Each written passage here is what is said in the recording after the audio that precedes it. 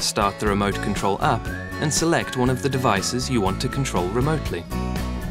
Tap the Macros button to set up a new macro.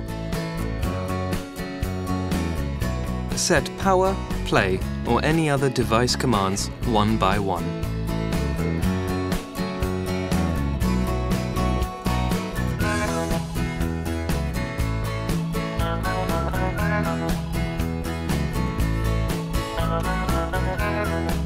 Next, teach the macro the timing for commands.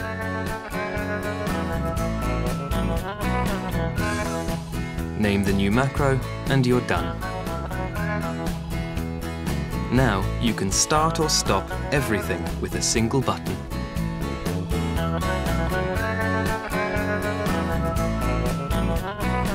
The only limit is your imagination.